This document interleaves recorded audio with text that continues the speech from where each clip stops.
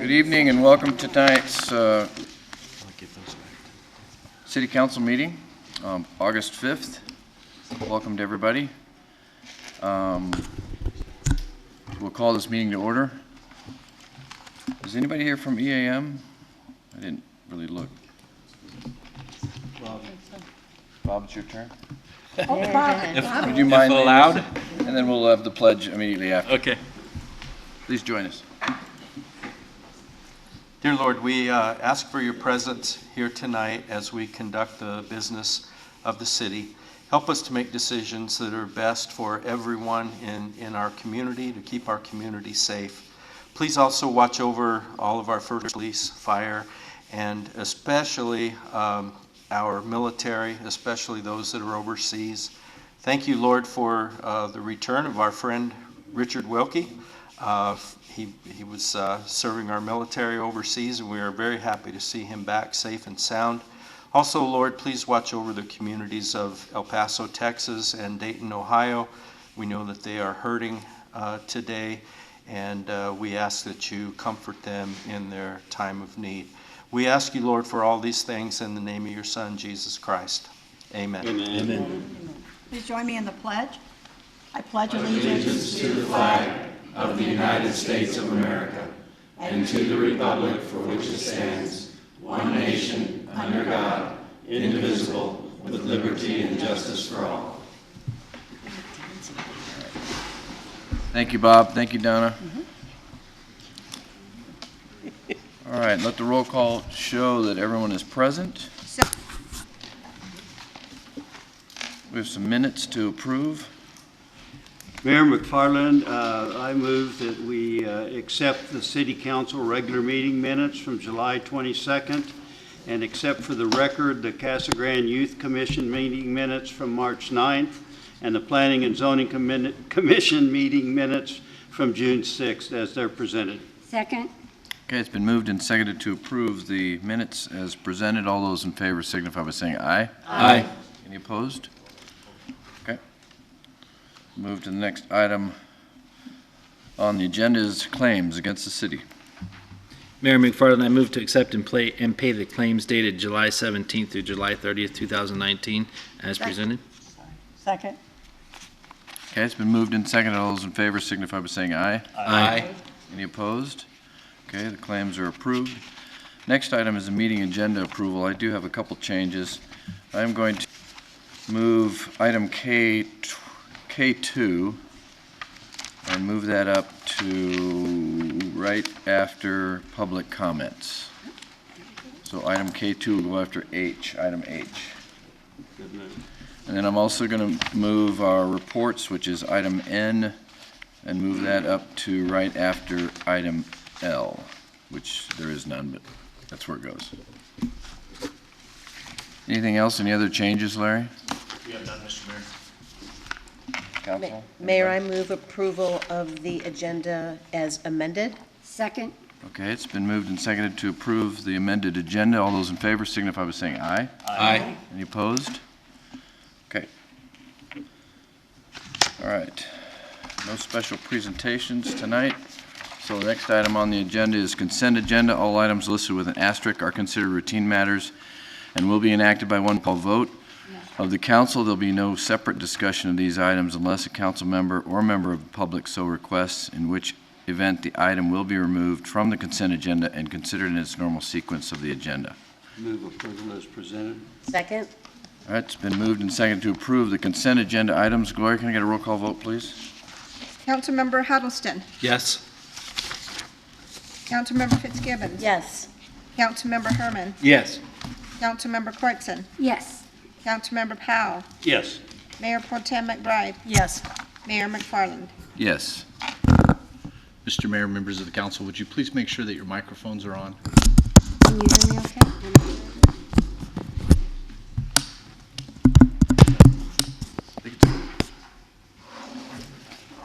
All right.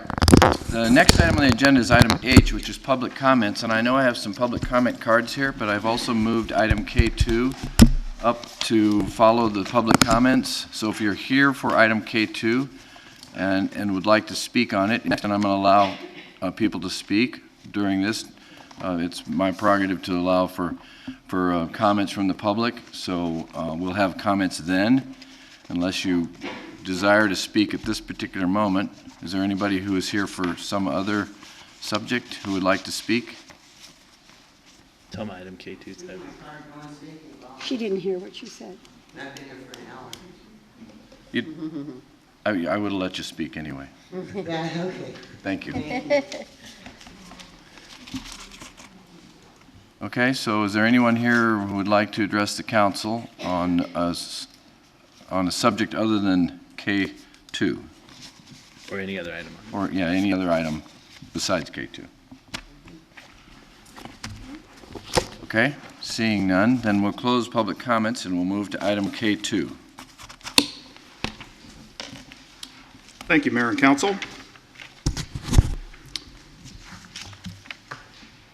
Staff is recommending the Mayor and City Council authorize the City Manager authority to refund each customer in the Evergreen Irrigation System who paid the assessment fee of $1,019 during the 2014 repairs to the system.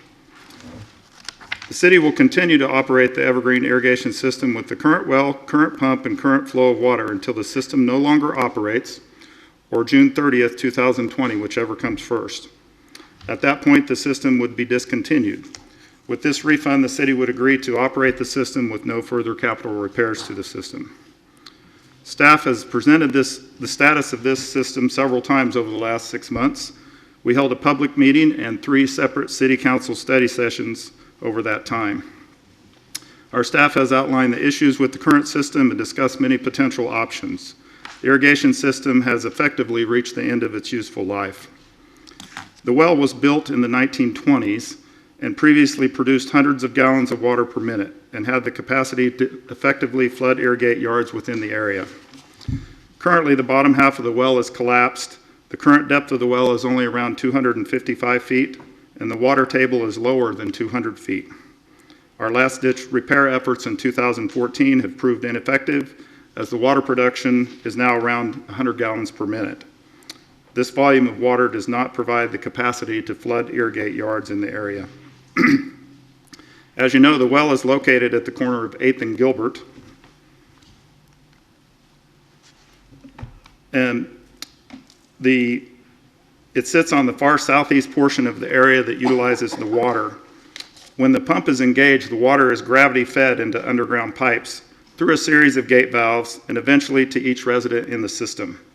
Water spills out over an open box valve into the yard, one user at a time. Our staff goes around and moves the valves and gates in order to produce this.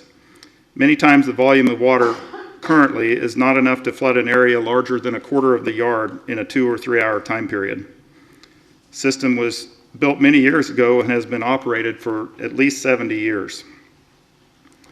The city has been charging an hourly rate for water delivery since 1986. The first 40 years of the system, from 1946 to 1986, the system was 100% subsidized. There was no charge as far as we can tell.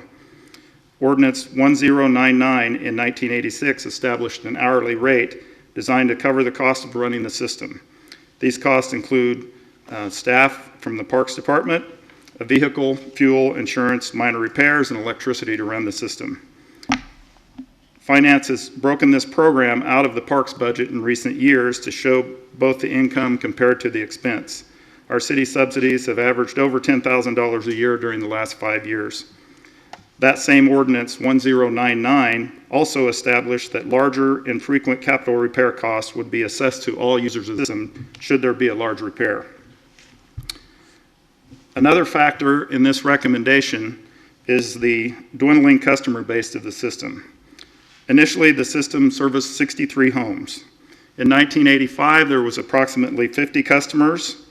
The 2014 assessment was paid by 22 customers, and this number has steadily lowered over the years, and now only 9 customers have been billed for water delivery this year. Over the last 6 months, we have researched many options for the irrigation system. Among these options, a new pump on the current well, replacing the casing, a capacity of a nearby well, and a tank system are all ideas that have been researched. Some of these ideas may work for an individual yard, like the tank system. but they're really not viable to produce a volume of water to work within our entire system that we have now. There is an alternative to discontinuing the system, and that is to completely replace the well by drilling a new well to a depth that would produce adequate water. This option still has many unanswered questions, including the depth of the well, the size of the casing, the size of the pump, and the location of the well. Staff has reached out to several drilling companies to get an estimate on replacing the system, and while a complete scope of work has not been established, the estimates do give us a rough order of magnitude of drilling a new well. This cost would be roughly between $338,000 to $535,000 for a new well. In addition, costs to replace the current underground lines with modern plumbing would add another $480,000 to $770,000. These estimates are only given as a rough order of magnitude for this type of project. There's still many factors in the specs that would narrow these cost estimates. These would include the exact depth of the well needed to produce the kind of water to flood irrigate, the exact size of casing, exact type of casing material. There's also other unknown costs to drilling a new well, such as sound barriers because you're in a neighborhood, traffic plans because it would take several days, weeks to drill a new well, staging areas, and potentially buying additional property if we couldn't drill on the same site. So according to the 1986 City Ordinance 1099, this $800 to $1.3 million renovation should be assessed against the users of the system, which makes this alternative very cost prohibitive. This assessment would potentially cost existing customers $88,000 to $144,000 per person. So should the council adopt the staff recommendation, each customer who paid the ineffective repair of the system in 2014 would be refunded their portion of the repair. This cost would be $1,019 per person times 22 people for a total of $22,418. A decision today would give these customers time to make alternative decisions to irrigate their personal yards, as we would continue to operate the system until it either failed or the end of the fiscal year. So in closing, the staff recommendation is to refund each customer who paid the assessment in 2014 and discontinue the system. So with that, I would stand for questions. Bob? I have two concerns. One is I totally agree with refunding the money. We've been given information. I know there's some dispute about whether an alternative irrigation system on an individual property will do the job, especially for the large trees. But I think I have to fall back on we want to encourage people to transition from the irrigation district to an on-site irrigation such as a drip. The concerns I have is the termination date of the program. Personally, I would like to see it continue indefinitely with a deadline based on the health of the system. If the pump is still pumping and we're still getting water to the users, I would like to see it keep running, or at least extend out the termination date somehow. My thought was to put some type of a repair cap on the system, but as long as we're able to use it and deliver water, I'd like to see us continue to do that with the reduced rate. As I said, I'm completely in favor of refunding the money. Mary? Mine is that that I would first of all like to see a definition of system fails. I mean, that could mean a lot. So if somebody could come up with the idea of at what point is it defined that a system fails. I don't believe that going out to the end of June is unreasonable. I think we need an end date. We need an end to this. We need to have we have budgetary responsibilities with the city.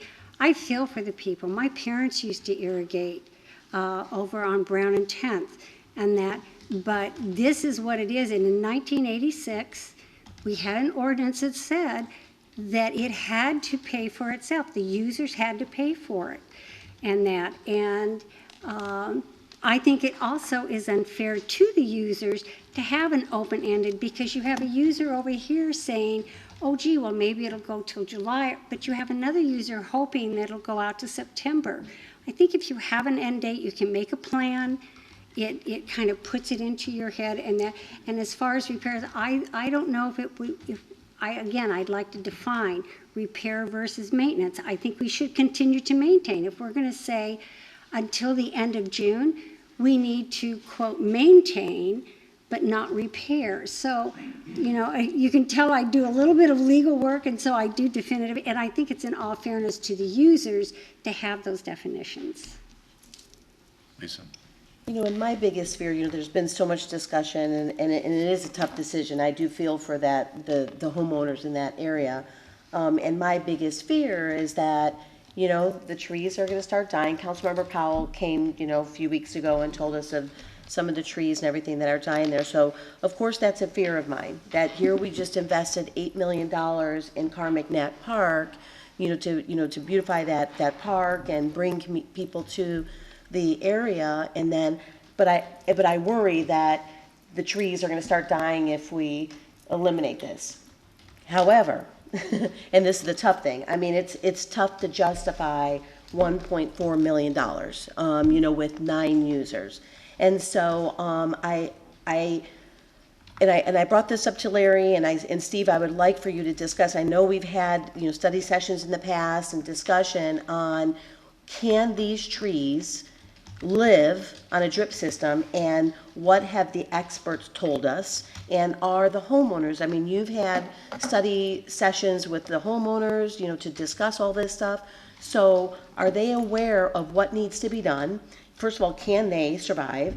Are they aware of what needs to be done, and what is the average cost for someone to convert their home? I know it depends on the property, but we're saying next year, but some of these people might need to save some money it's a big investment. It's not the same as it was 30 years ago, the cost to do something like this. So if you can kind of give me an idea of, what type of investment it's going to take, and if the trees, the questions that I just asked. So if you can answer those. Sure. So over the last few days, we've spoken to several arborists that work specifically on trees, and also I talked to an irrigation contractor. And so every situation is going to be different depending on the size of your lot and whether you're doing the front yard and the backyard, the side yards, how many zones you have and how many valves you have. But $2,500 to $5,000 was a rough estimate for a house to install an irrigation system. Felt comfortable that they could do it within that parameter. And the arborist assured us that drip system or an alternative method other than flood irrigation can keep a tree alive. Each tree would have to be, you might have to have like a consultant come down and talk to you, and how big is the tree, and what's the circumference, and where does that drip need to go. But we have done that in Peart Park, and obviously our trees are alive in Peart Park. So they're confident that yes, you could transition it. Right. And when you talked to the homeowners, and did they feel that they needed more time? Because I'm with you, Councilmember Huddleston. I know there needs to be an endpoint at some point, but do we extend it just a little bit longer so these people have time to gather the resources, make that investment? And then it was brought to my attention about summertime. Is that really the best time to cut it off right in the peak of the summer, so people that didn't catch on that it was June, everything's going to die in the summer? So, maybe we bump it back a few months and give people ample time to make that investment. Sure. And I think within the recommendation, first, the refund Right. should provide some resources initial. And secondly, we were trying to give it as long a runway as possible. So what are we at, 10 months right now or so? But were they told that it was going to be until the pump died? Well, I know now it's saying whichever's first, but were they told it was going to go through until the pump died? when we met with the citizens at the public meeting, we were not making this recommendation at that time. You know, we've met with the citizens then and then several study sessions, and we've been exploring options all the way along the line. Okay. So we did, I mean, obviously there's concern on all parts Right, when you're changing something, so. right. And Mr. Mayor, members of the council, specifically to Councilwoman Fitzgibbon's point, the definition of it not operating. I will tell you that I think there's some of the residents today that would tell you that it's not working today, that it's not meeting their expectations at generating roughly 100 gallons per minute. And so I appreciate the feedback from the council this evening, but I do think that as we start to have the dialogue and try to narrow in to a final decision, that we ultimately make some definitions on that, because I think it is going to be key as we finalize, you know, the direction. Right. We do need it. Donna? Just a couple comments, and on the refund, would the refund be given at the termination or beforehand? Right. I guess that's one question I have. If we're asking them to make, you know, concessions, are we providing that refund when? Not in June of 2019, I would assume, so they would have that, or 2020. From staff's perspective, we had anticipated refunding those payments immediately. In fact, out of the 22, there's only roughly 9 customers that are still on the system today. So our plan was to ultimately provide that revenue, that income back to them, that reimbursement back to them, so that they could begin to utilize it as a mechanism to find resolve. Okay, thank you. And then the other, my only concern is that, you know, I think we do need some type of end date. June is the beginning of summer, so that does concern me. I know we're giving, you know, some time ahead for them to make plans, but if it's going to cost $2,500 to $5,000 for them to convert, and we're giving them $1,000 back, that's really not a lot of time to budget appropriately. So that kind of concerns me. And then the last question I have is that it was asked, you know, as I was driving through the neighborhoods and stuff, I noticed that in many of the yards, they have those small pumps that are coming up, and they're surrounded by cement or those kind of things, you know, where the water comes out of. If we terminate this, what happens on the property of those homeowners? Are they allowed to disassemble that? Are they allowed to fill it? Is it up to them? I mean, because some of them are very unsightly. So I'm curious how that will work in the scheme of all this. I've got a pretty one you can come look at. Honestly, I haven't contemplated how we would remove that system, so might be looking to Public Works for some ideas. And Mr. Powell? Yeah, looking back to 2014, I think is when we really messed up. And I know that when you have a well pumping water from 500 feet and you go to 200 feet, or a little over 200 feet, no wonder you're not going to get water. It's not deep enough. And we went cheap. We went the cheap way on it.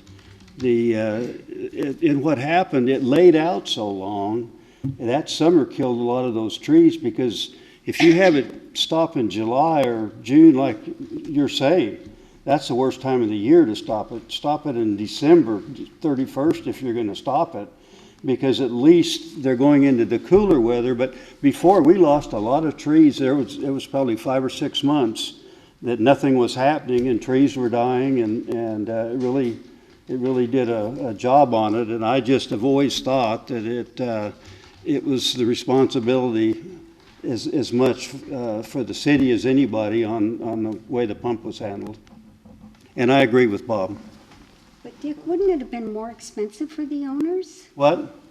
Wouldn't that cost that expensive if we had not gone the cheap? Wouldn't they have had to pay a lot more?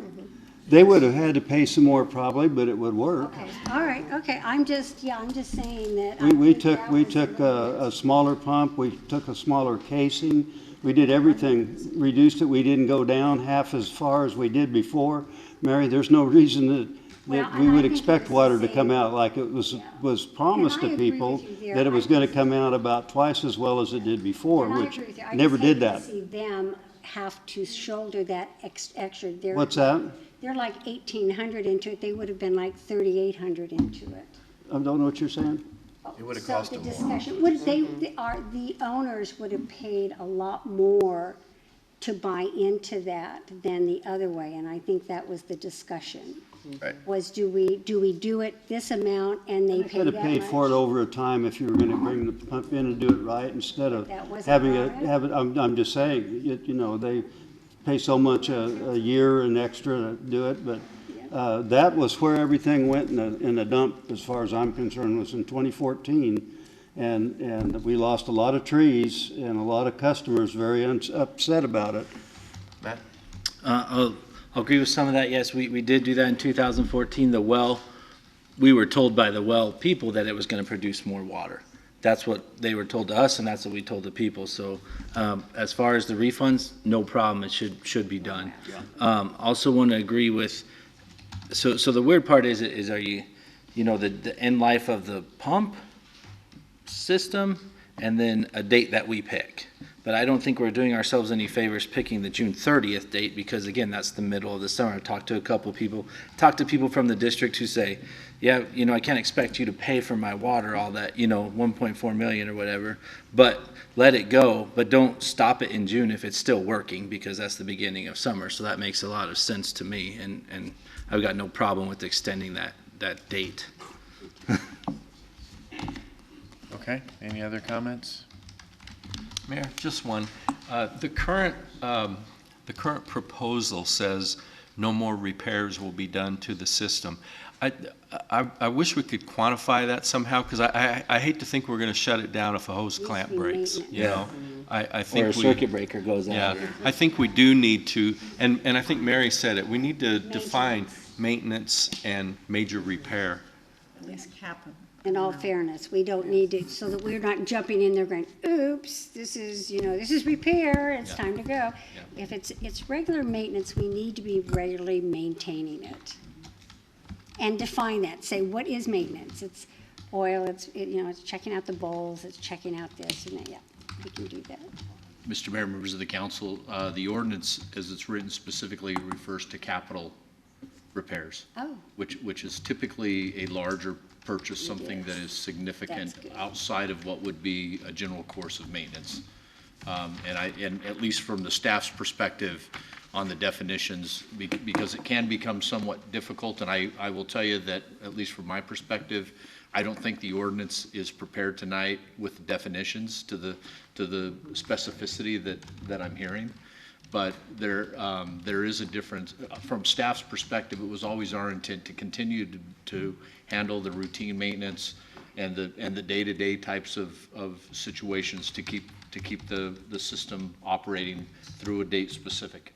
A capital repair, on the other hand, and I do think that, based on some of the feedback that I've heard tonight, may be difficult to define here, but ultimately for us, we typically utilize either a dollar threshold or some type of a definition that requires an outside consultant or a professional service to come in and make that repair. That's typically would be, if you're looking for a practical perspective, that's how we would approach it.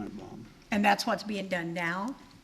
Yes, well, and I'll let Mr. Hardesty talk specifically about, the maintenance, the ongoing maintenance. Typically, if there's something that goes wrong that our staff can repair, they're doing that, right, Steve? Correct. So daily, we have staff members that are operating the system, and, they're moving valves and gates and doing that operation. Together, we've worked with Public Works, and we've cleaned the pipes a couple of times this year. And so within the resources that we have available and the budgets that we have available, we provide the minor maintenance that we've had over the last couple of years. We used to do 50 lots. We used to provide irrigation to and make it work, and you're talking about 9 right now. 9 shouldn't service. Okay, any other comments? Just one about the capital is maybe if we put a dollar, like I was thinking a dollar amount or some sort of threshold, because if the electrical panel goes out, that's maybe a couple $100. I don't know, but But that could say, oh, it's not working, but that's just the electrical panel, it's not the pump or the delivery system. So I don't know if a dollar amount's appropriate or, Major expense. yeah, or what we define as major. Right, and again, I think, we ultimately, there's a variety of ways to achieve that. And so I think just practically speaking, establishing a minimum dollar amount may certainly be something that serves as a threshold. The question that I would have is that, do we begin to look at an aggregate amount? If we, if we spend $10,000, example, hypothetical, to fix one component and it's under the threshold, but then tomorrow we have to go back and fix them. And again, it gets a little complex, which is part of the reason why we essentially established the recommendation that we did, because there's always, and my sense is there's always going to be some level of question as to how or why staff elected to say it's ultimately not, it's not pumping any irrigation water. Again, from my perspective, when I look back to 10 months ago, part of the reason why we were back before council is that we were receiving a fair number of concerns expressed by customers today telling us that it wasn't pumping to the capacity to meet their expectation or their demand. And so I just want to be careful as we start to talk about these definitions so that it's clear. Mary? I have a limited amount of experience, but we had a domestic well for 25 years, and there, is taking a look and maybe get someone. We would have someone that would come in and they would warranty their work, and the work was maintenance versus a capital repair. And take a look at that. Maintenance is just your regular maintenance. Keep it running where it's at. Keep it going where it's at this point. And as it goes down, what's it going to take to do that? If you have to start pulling bowls and you have to start doing, and maybe get with somebody. And I know Mr. Jackson out here, his father was involved in pumps. And get somebody's experience and say, but I just want to be sure that someone doesn't, and I don't think anybody would, but, the expectation would be, gee, it needs this little bit of work. It's going to be, $500. I don't want someone going, oops, it doesn't work anymore. We're shutting it off. Again, it's expectations. And so maybe look at an expert and say, hey, is this a capital or is this just maintenance? Again, I think it goes to probably the perspective of the individual, right? And so, at least in my opinion, it's going to be asking us to put together some definitions.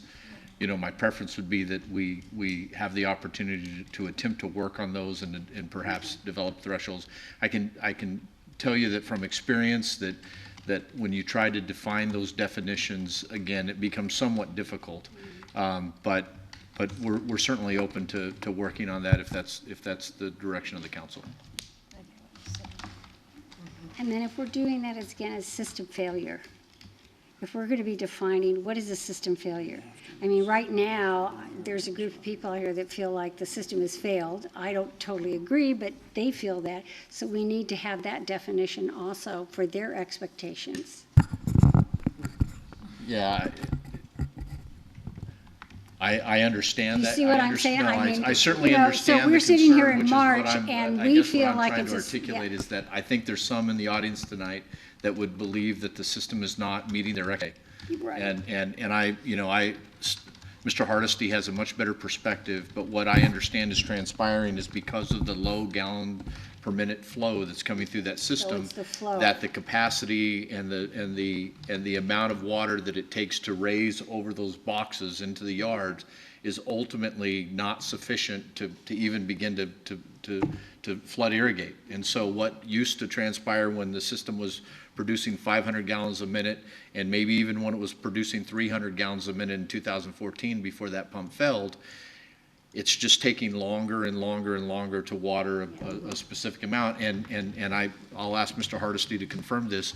My understanding is that if, depending on where you're at in the system, that there could be scenarios where it could run for hours and that the water is barely coming over the box and moving into the yard. So it doesn't, And my intuition is that some of the folks that have dropped off these last couple of years probably find themselves in that scenario where they're simply saying, it's just not, it doesn't work for us any longer. So that would be a system failure from that perspective. And that is correct. Some yards, when it comes out, it's not flooding. It's more of a trickle. And so it's not reaching the more than a 20 or 30 feet in their yard. When you think of a flood, it floods clear to the edges. Right. Any other comments, questions? If you can flood 30 feet around a tree, you're going to keep that tree.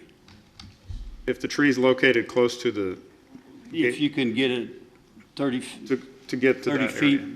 in diameter around that tree, you'll keep the tree alive by flood irrigating because it gets down into where the root system is. That's what my husband does. Okay, any other comments, questions? I want to open it up to the floor, but I want you guys to be done. Good. Okay. All right, I promised that we would allow some for public comments here, so this is an opportunity. I do want to remind everybody that there is a limit on the time. Try and keep it to 3 minutes. If it runs beyond that, Stephen, Mr. Weaver's going to let you know when you reach that limit. I've given him the job. Throw him under the bus. And then please, as you come up, please state your name and give us your address. The first one I have here is Joanne. Joanne, you're here, aren't you? Yeah. There you are. My 3 minutes doesn't start till I get up here, right? That's correct. All right. Not Well, I was till you here, give us your name and your address. Joanne Michelson, 809 North Limburg. I was here during a work session, and there was no information from the audience, which was Michael and I. And basically, the thing that bothered me a lot about this is the misinformation. One, basically saying, oh, well, the trees will just survive. That's what, Rick Gibson said, baloney. So one thing that bothers me about your work sessions, you don't call anybody out on any misrepresentation. Another thing was the water flow, Larry. From the day one, that water flow never flowed. Now I find out that there was a 1-year warranty on that pump. Why didn't the city do something? Gee, that's a check mark against the city, not taking care of business, okay? You're talking about it's going to cost this much money. Seems to me, Michael's brought up a lot of stuff to Larry and these guys, and I don't know if you guys have gotten it or not, but he had it as a lot cheaper than what you guys are saying. So maybe you need to get information from other people other than the city, okay? My suggestion is, or I guess the point is, even to this day, you're referring to it as the irrigation district. If it was treated like a real irrigation district as a going concern, money would have been taken out on a monthly basis to cover repairs and stuff. Now, tonight's the first night I've heard, oh, in '86 is when you started charging. But then figure out how much, $200, $500, $300, whatever, a month that was taken out, even at 5% interest. What is that, close to over $100,000 if things had been done correctly. But instead, this money was used into your general fund to possibly build a park for somebody else. And do I care? No, I don't care. But I care when people are like, oh, well, this is all this money, blah, blah, blah. Well, guess what? That money, before things were getting bad, was being used for a lot of different things for the city. I'm done. Not really done, but my 3 minutes are probably up. Thank you, Joanne. Thanks, Joanne. Christina Felice, are you here?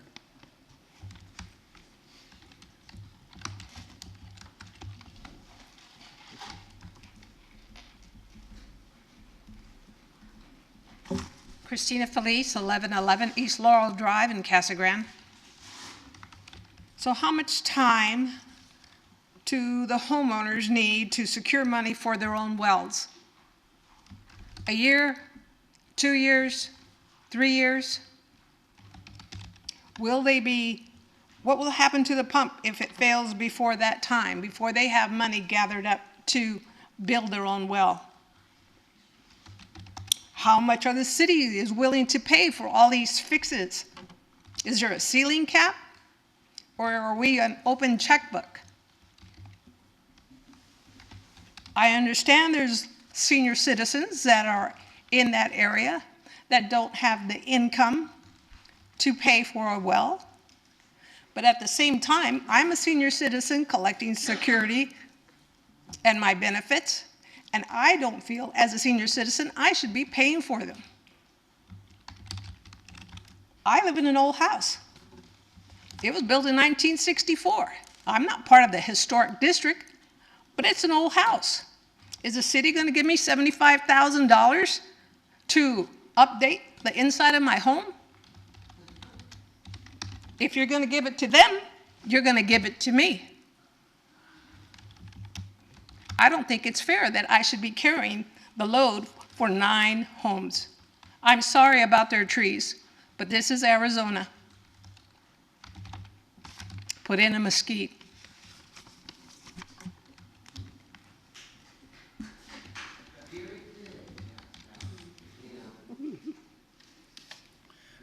Okay.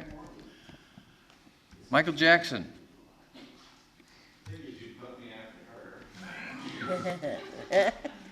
I just took them in order, Michael. Mayor, members of the council, staff, friends and neighbors. My name is Michael Jackson. My wife and I, Nancy, live at 909 North Lemberg. I had a short little list that I was going to try to keep under my 3 minutes, but you guys have raised a lot of questions. And when I keep hearing end date, I feel like I am as old as that system, and you guys are trying to figure out what house you're going to put me in to die in. It doesn't sound good, end date. So let's just try to forget the end date thing while I'm here, okay? Steve, you're talking about a trickle. You're being kind. There's not a trickle. It doesn't even come into my yard anymore. So let's just clear that up. And you talked about, I've got a lot of things here. I'm just going to skip around extemporaneously if you don't mind. Your expert said it costs $2,500 to $5,000 to retrofit our houses for this drip irrigation or whatever we're going to do. There is no substitute for irrigation, period. And if it did in fact cost $3,000 or $5,000 to install it, it's $300 a month to keep it going as is, not to flourish, maintain it. One of my neighbors has an 80-foot tree. Part of it fell on her house yesterday. That died in 13 or 14, the year that we didn't do anything in here. All my trees died. I lost all 5 of mine. It's going to be $4,000 to take the rest of that tree down. I saw her out there trimming her trees with scissors. That's how she took care of her yard. Last month, her water bill for her area, maybe this big, was $170 just to keep that alive. So going to the water company is not the solution. It used to cost me, for 30 years, we were under irrigation. We bought that house from Dr. O'Neill. At the time, there were 7 doctors in Casa Grande in 1983. 6 of them lived in that area. Mary's dad was one of them. We didn't buy it because there was a lot of doctors. We bought it because we liked the Evergreen Irrigation District. We bought it from Dr. O'Neill, who took our offer, which was the lowest offer out of the 3, because he raised his family in that home, and the other 2 offers were going to turn his house into apartments. And he didn't want his neighborhood to be destroyed, basically, to start taking care of it. He wanted us to protect his investment. And that's why I'm standing here tonight, basically.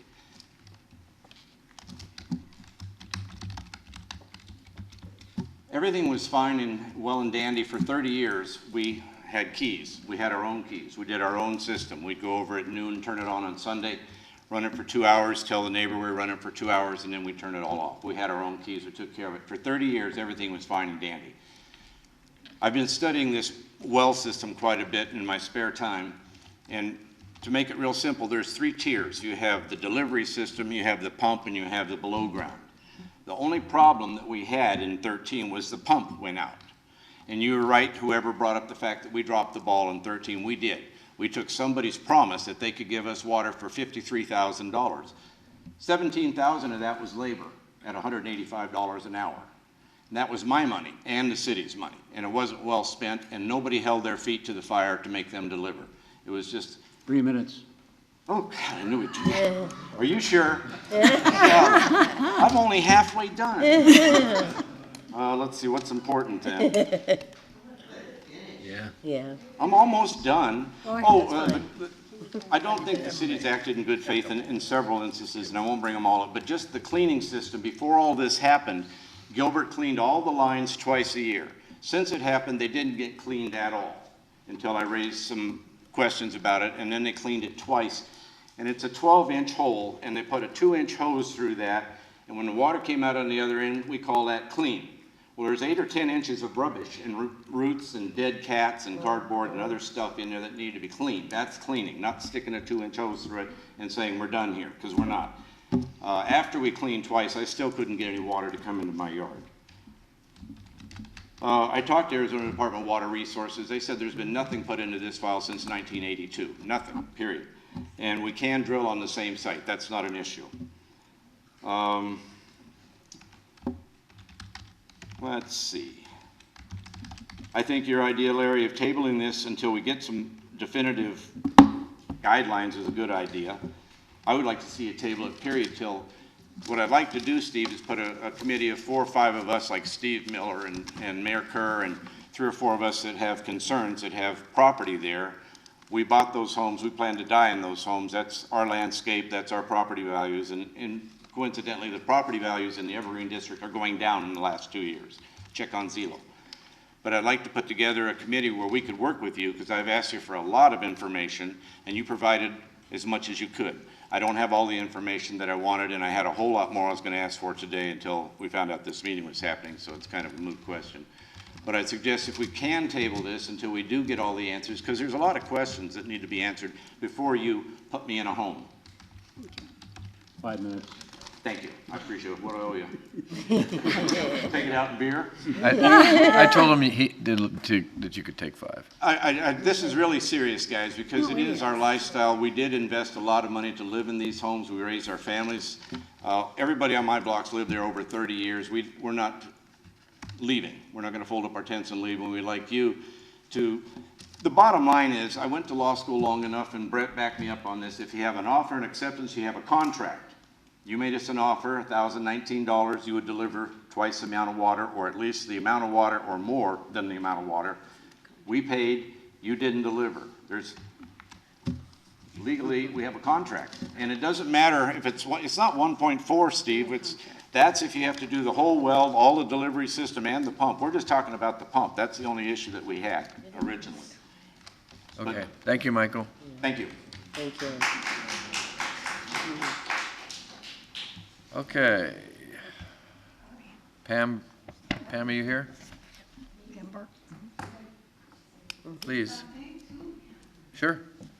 Absolutely. There's Pam's coming. Oh, wait, okay. Pam, I'm sorry. You can come next. Thank you. Go ahead. Okay. Your name and your address? I'm Christine Lambie, and my husband is Dr. Bernard Lambie, and we live on 919 North Lamberg. We are a neighbor of Michael Jackson, and we have our home there over 40 years. And we went through all the big, nice at times with the irrigation, and also the very bad ones. But most of the time, we had a lot of problems.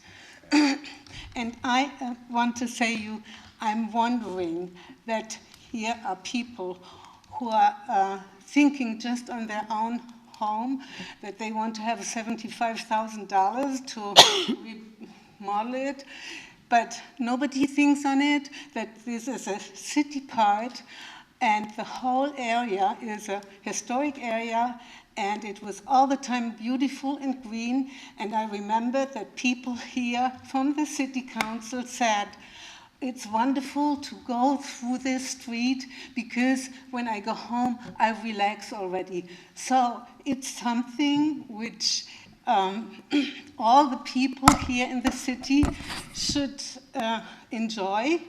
And the park is, they also start to do it new, and it cost almost $9 million.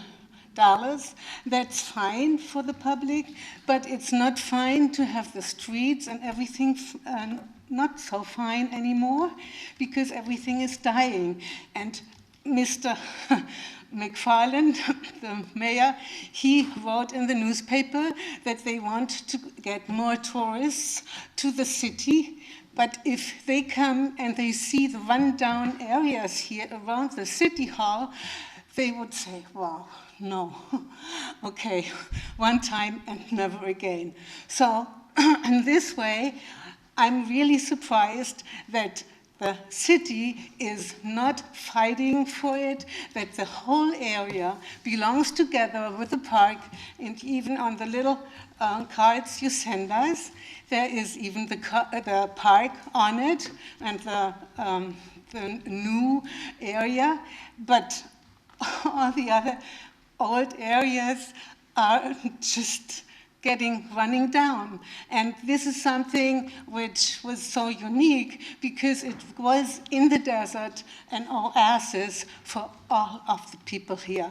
That's what I think. And sorry about my accent, but I just think this is an important thing for all the people in this town. And so I wish that this will continue, that the city council makes the decision to use the alternative to make a new pump and refresh the whole area again. Thank you. Thank you very much. Thank you. Okay, Pam?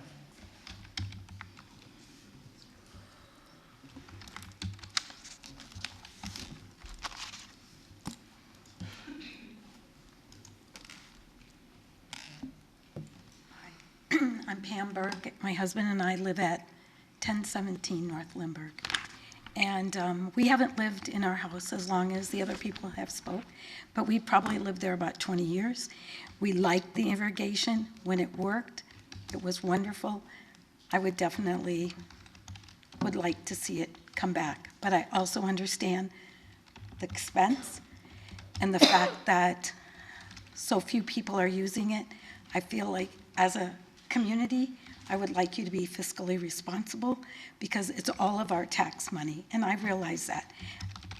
I just, maybe there's other things that can be done, but based on what the city staff has reported, I mean, you all, I work for the courts, so I look at you all as if I'm going to plead and try to advocate for the best interest, and you're only going to be able to make a decision based on what information you're given.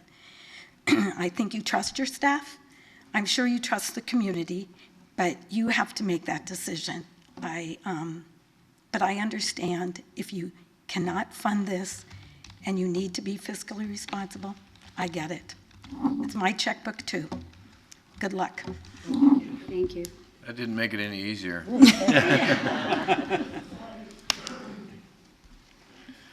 Okay, is there anyone else?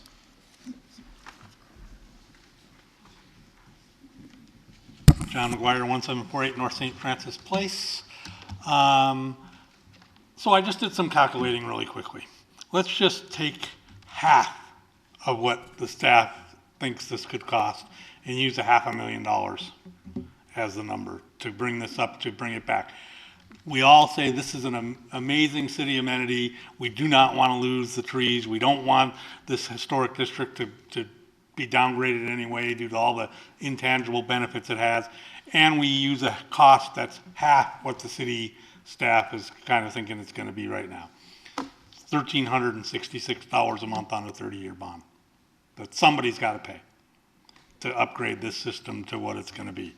And whether we get them to pay for half of it as the 1986 ordinance says, or whatever, that's the minimum that it's going to cost somewhere. It's going to be $1,300.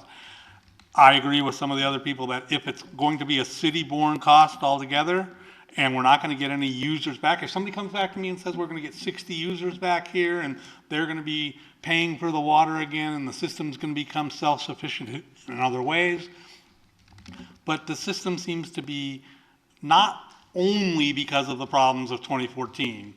The system has been dwindling in usership for years before that, for whatever reasons. And we have to consider that. And if we're looking at $500,000 over 30 years, that's $1,366 somebody's got to pay. And that's just what it comes down to. I tend to fall onto the side of, even though I love the neighborhood, I don't think the city can afford $1,366 a month on our own for what the usership in the system is now. So, not easy, but that's where I come down. Steve's on. All right. Anyone else? Mr. Miller? Yeah. Sure.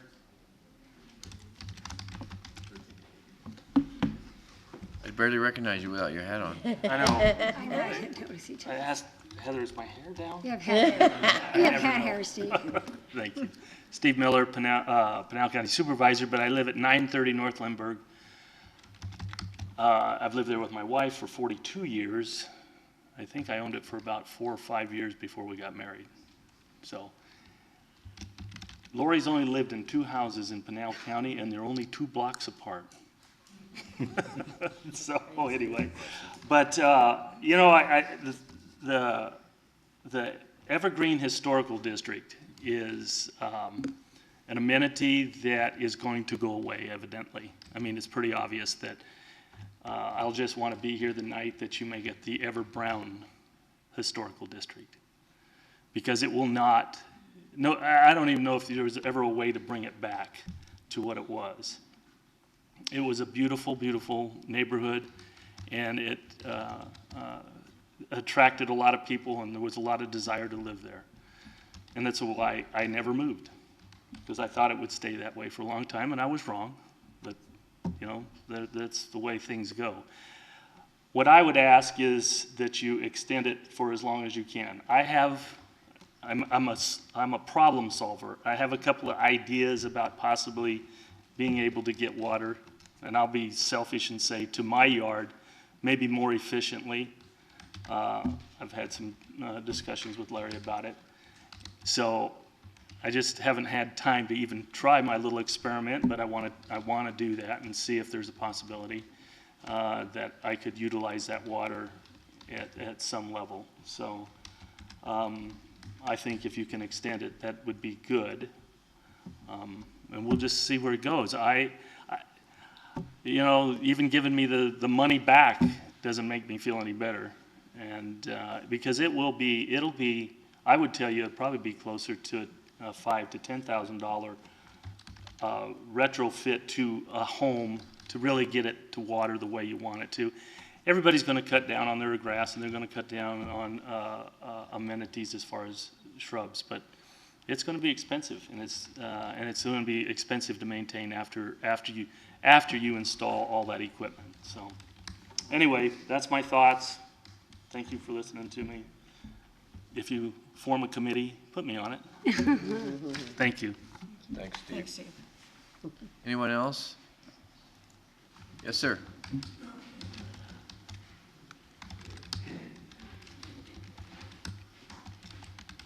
Help myself, all the people here, say hi. Ladies, gentlemen. Can you give us your name and excuse me. Nat Smith. Oh, you're doing it. I live at Never 918 mind. Olive Avenue. I don't live in that district, but it's a big part of this town. I think it's been there a long, long time. I think you should look at it in a new light, and there could be a new system, a new way to do it. You haven't looked at it yet. You're just trying to repair the old one. You might be able to sleeve this one. You might be able to do something. There's somebody out there that a lot cheaper than this gentleman was talking about. He's concerned with the money.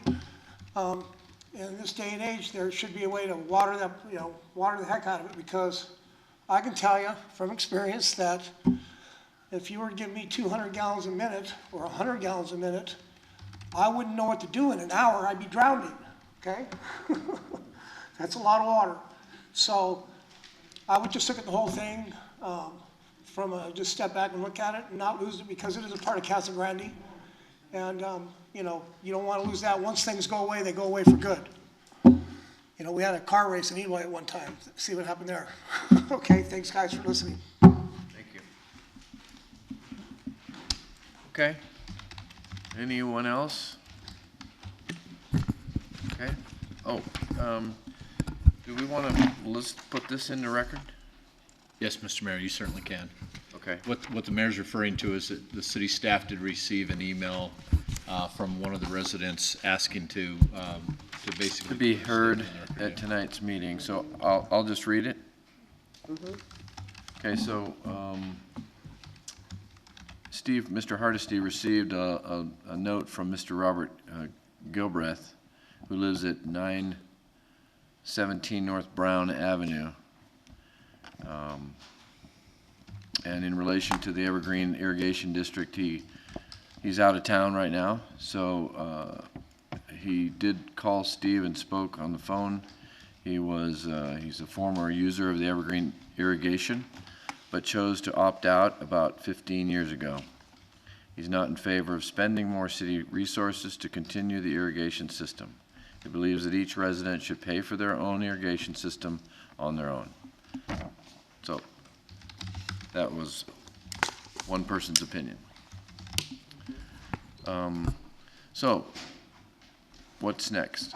So, Mr. Mayor, members of the council, I guess just a couple of comments, if I can, regarding some of the feedback that we've received. And I guess I start this by saying that, you know, it's obvious that these individuals that have come here tonight are friends of ours, they're neighbors of ours, they're families of ours. We've, as a staff, had discussions with practically every one of them on multiple occasions.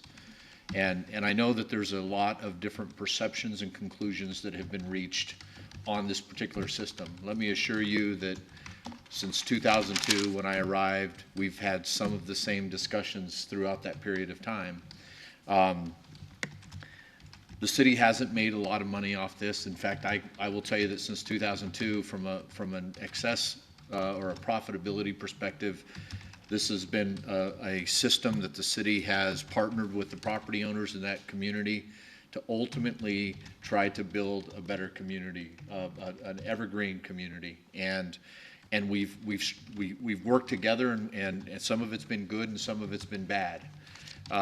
In 2014, we experienced a failure with the pump at that particular time that ultimately led us as a staff to begin to do some additional analysis on essentially the asset. And we did a study, and we had multiple professionals come in and video that well, to look at the casing, to evaluate the pump. And the reality of it is that because of the age when that pump was built, and the age of the pump and the casing and the bowls and the entire system, they had collapsed. They had collapsed at 250 feet. One of the primary reasons why we actually went down the path with the solution that we did in 2014 was driven by a cost element. At that particular time, no one wanted to pay the $500,000 to build the new well. That's the hard facts.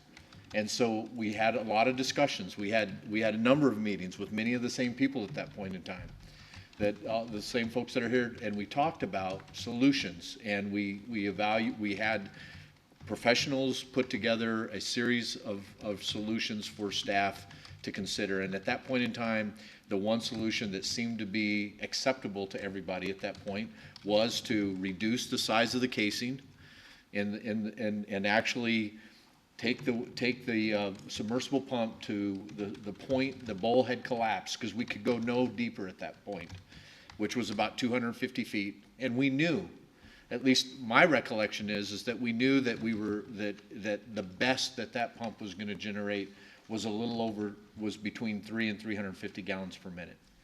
And we felt like that would be acceptable, because before the pump had actually failed, we ultimately were getting roughly 300 gallons per minute. And so when we put that pump in, there were some tests that were run, and we were generating close to 300.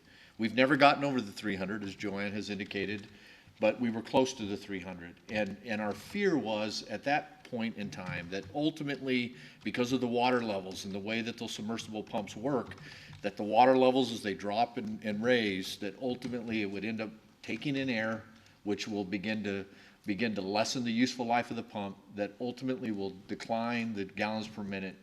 And it brings us here today, 5 years later. And I know that this is a tough decision. I get it. I recognize that that from a, it was a tough recommendation from the staff's perspective to come to this point as well.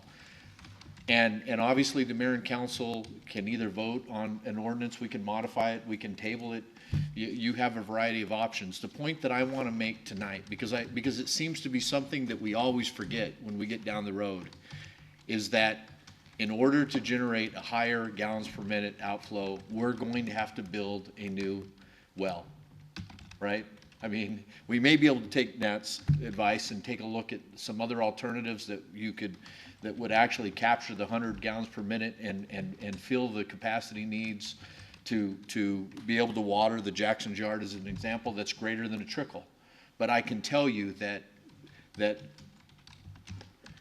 we have, in order for there to be a resolve, we're going to have to spend, I would say, anywhere between $300,000 and $600,000 that's at a minimum. The other additional money that was put in to get to that 1.4, just to make sure there's some clarity on that for everybody here today, is that prior to that, there was a lot of discussions about the distribution system and that we needed to replace that. And as a city, and so that the 1.4 includes both of those, okay? So the council's aware, because my sense is that if you put in a new well and you put in a new pump, and now that's worth another 30 to 40 years, it's not going to be long before we're coming right behind this with a new distribution system, right? There, in my opinion, and I've talked to several of the residents about this, in my view, a better mechanism to basically achieve both of those improvements would be to form an improvement district. Now, I understand that has to get support. I recognize that. That was one of the original options that we talked about with the property owners. It didn't seem to get much support. And so, the other option we've talked about is dedicating this asset to an entity or giving it to the property owners for them to run it, perhaps similar to, to where everybody runs it, much like in the days where they all had a key. I don't know. I'm going to pause here in a minute, Mayor, but I just want to make sure that everybody recognizes that we find ourselves in a scenario where I don't know that there's many alternatives to getting the type of flows that's necessary to get this system to a point that it's not in system failure. We've heard that term used tonight. I believe that it's in system failure today because it's not generating enough water to irrigate these homes, the landscaping and the yards of these property owners anymore. I mean, maybe Steve, you can correct me if I'm wrong, but there may be a couple of houses based on the location that they're getting more. But if you're at the end of the system, you're just not getting any water. Is that fair? That's correct. All right. So certain areas. And I guess the last thing, I don't really want to make too many commitments in this statement because Michael will hold me to a contract, right? I mean, he's gonna, right. I don't think, I'm not a lawyer, but I don't think it is. But ultimately, our recommendation was one that said, look, we tried our best in 2014. It obviously didn't work. Let's reimburse you for that. And because the other alternative, as we've outlined here, is to build a new well and a new pump.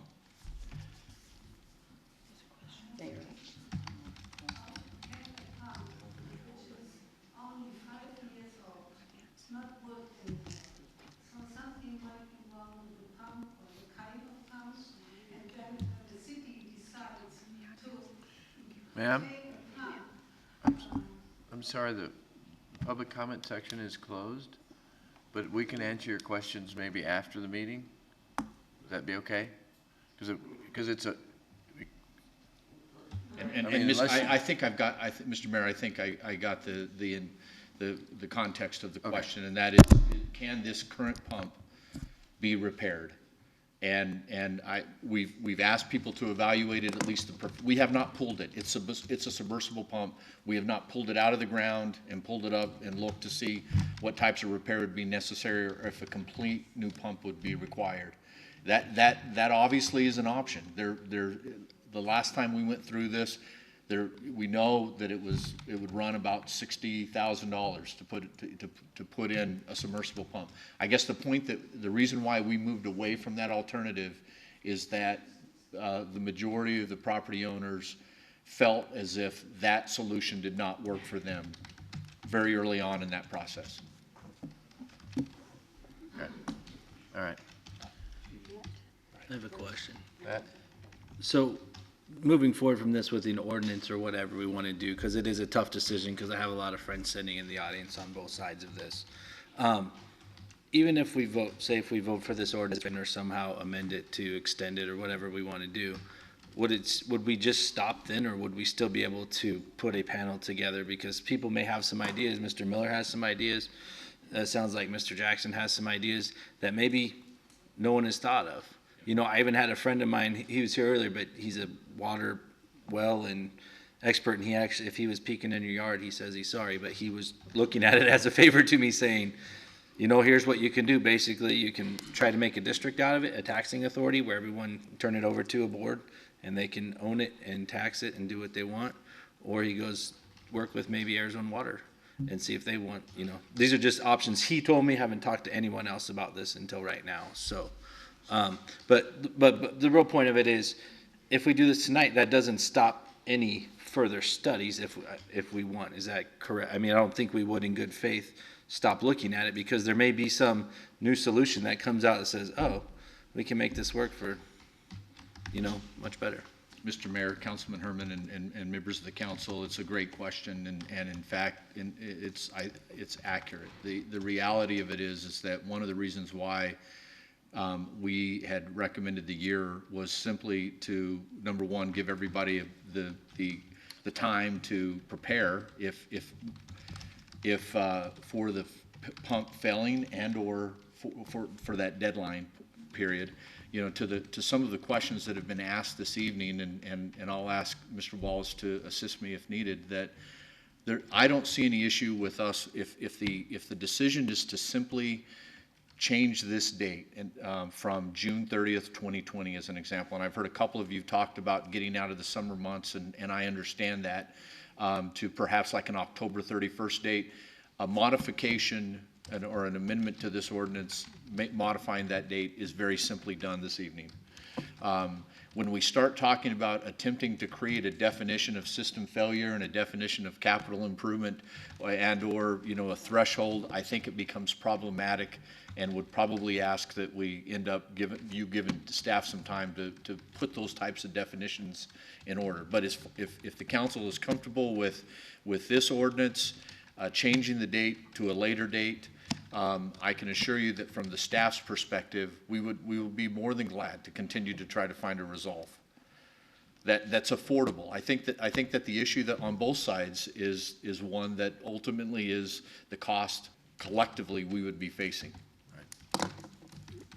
So when we One thing we go back haven't, to the I'm sorry. we go back to the 1986 ordinance, so we would have to change an ordinance as far as, unless the folks were willing to go ahead and step up and any additional costs between now and in that 12-month period.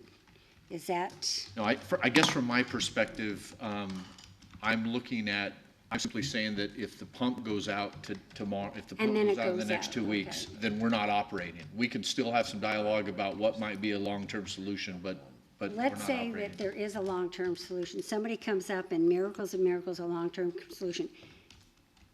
Still, because of that ordinance, the users will bear the cost of that, As it's written as it's So, written. Currently, there is the 1986 ordinance that would be sort of the default. And if council had wanted to say, let's do all these repairs, and didn't make any other changes to the 86 ordinance, then the users would bear that. That's never been staff's recommendation, especially in light of the number of users that you have in the system. And in 2014, and the reason we've also done an ordinance tonight is that you would be taking an ordinance and saying, notwithstanding the 1986 ordinance, which is specifically what we did in 2014, we're only asking them to bear, at the time it was 1/2 of the cost of the pump, if all 26 users. And that would be ended a up one-time using thing, and we're not negating what happened in Right. 1986. So when the 2014 ordinance, it was a one-time repair where this council made the election to say, we will split the cost with the owners and cap each on $1,019. So we did not And negate so that. you didn't do that for the 1986, but council would have the option of simply authorizing the repairs and assessing it against the system I wouldn't recommend that, especially in light of the fact that the system has significantly fewer users, which would lead me to wonder about, the 1986 ordinance and whether you can make all the necessary findings to really say that that would be appropriate to do with that many owners. It's why also during the 2014 time, there were a number of meetings where staff was trying to meet with the users of the system and say, how do you feel about this solution? And it's also why this council gave people the opportunity at that time to opt out of the system and not pay the $1,000 in 19. And there were 4 users at that time that did opt out of that system and never paid that. So certainly you have an option of saying authorize expenditures on this and assess it right back to them. I would recommend you adopt a new ordinance if you do that because of the number ones. Because we have opposing views here, so if we do one thing or another, we have to be prepared to do that. And to Councilmember Herman's point, I think part of the recommendation, regardless of when you run the system, you have a couple of different options. And one ordinance, without going into super detail, the issue is at some point with failure, anytime with definitions create failure, because many times you say, well, this, and the reason our statute books are as big as they are is because we keep defining terms and defining terms and defining terms. The easier thing to do, but also more difficult thing to do sometimes from council, is to say, as determined by, and say it's up to the city manager to go. And I think what you've heard is staff's recommendation, as I understand it, is to run the system for as long as you can. They had set an outside date simply because, and I think it said it at the fiscal year, regardless of when you set that, that was for budget planning purposes and also to kind of say, look, we know it's going to come to complete failure. And the closer we get to June 30th of 2020 or October 31st or whatever date, the closer you're going to get to failure. The reason I put that in the ordinance is simply that if it quits in the meantime, we wanted to have that as a backstop to say, we ran it till it died. But you want to have some sort of a backstop so that you can get people to move so you're not in the same situation where now it dies and they go, well, we need more time. It just died on us today and it's May. What do we do? So I think that was the basis behind the recommendation. But as always, this is council's discretion and the ordinance is a draft that staff has prepared, but ultimately what you adopt is entirely at the discretion of council. If you are going to make wholesale changes, I always appreciate, and we didn't have this chance at this time, to have dialogue prior to it in terms of what changes you would like to make. Wholesale changes certainly I think are hard to do on the fly tonight, unless I can do it during the rest of the items, which we have several of. But otherwise, simple changes, as Mr. Rain said, we could certainly do.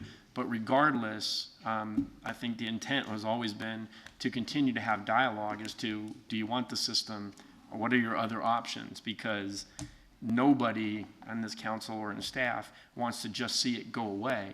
It's just the option of the expense to it that's creating immense difficulty for all of us. Mr. Powell.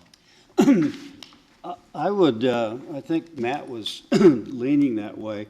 Why don't we create about a 5-person group from stakeholders, and I think Steve and Michael, if they could get 3 more people with them to look and come up with ideas or whatever. And the other thing I question, if as expensive as it is, and we've never pulled that pump and look at it, how do we know it's not something that the pump's wrong with the pump instead of something that's wrong with the system?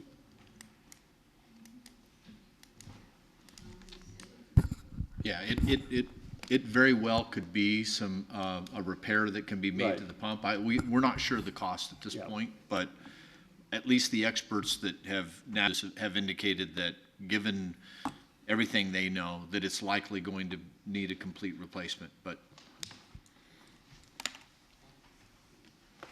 well, Mayor, I would move that we table this discussion on the resolution that we have right now, and that we appoint a 5-person committee to look into it, and also to ask about what it would cost to pull the pump to look at it, and then come back and we'll make a final decision.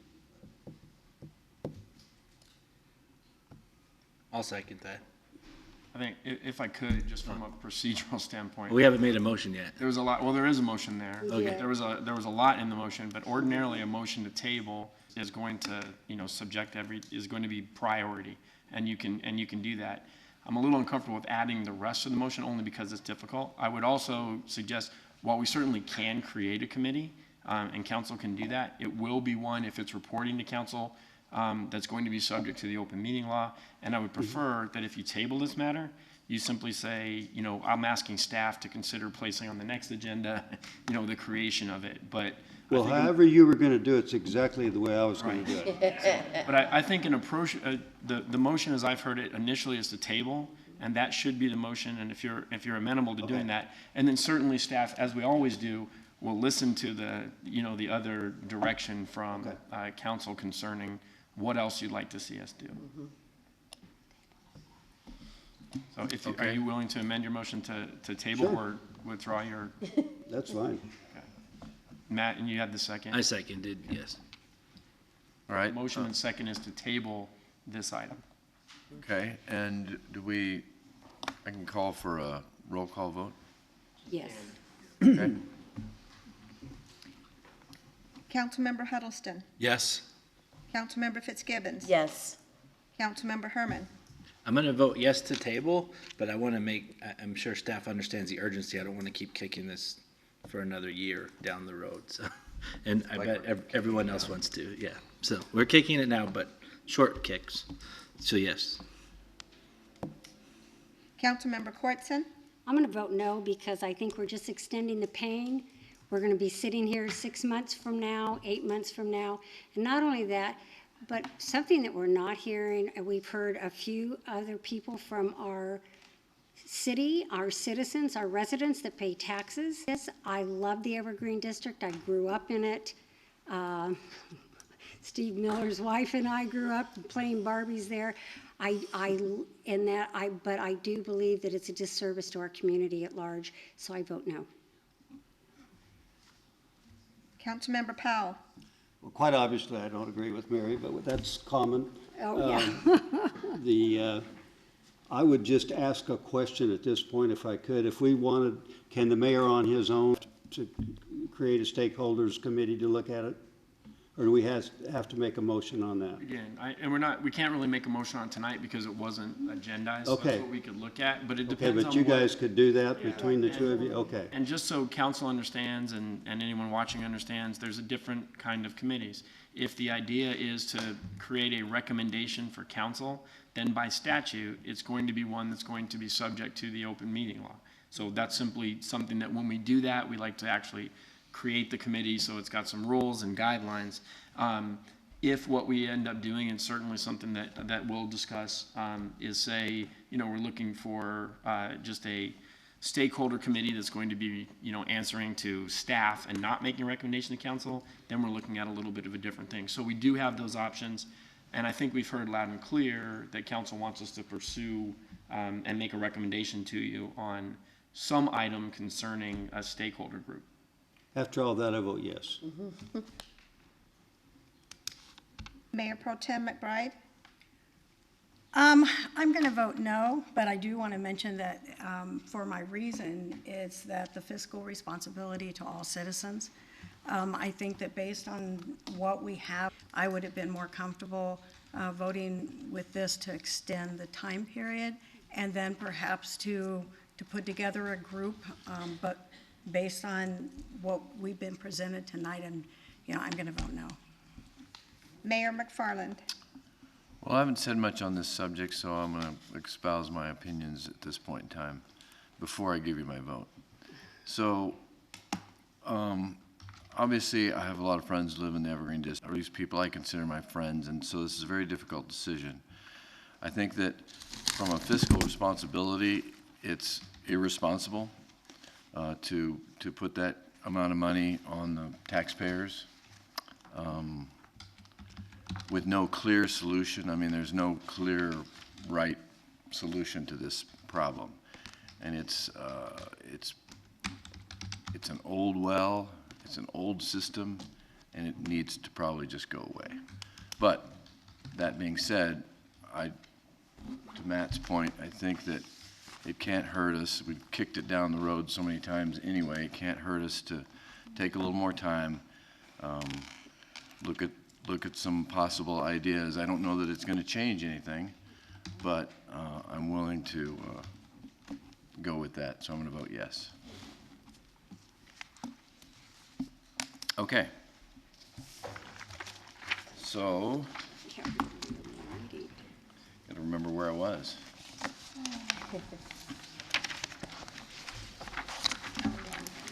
All right, we have some bunch of awards and contracts to go over, so let's go back to I-1 and consider ordinance number 3144. Thank you. Staff recommends that the mayor and city council award a contract for maintenance and repair services to each of the selected firms that are on Exhibit A, which was part of the RCA given to council this evening, to provide maintenance and repair services on an as-needed basis.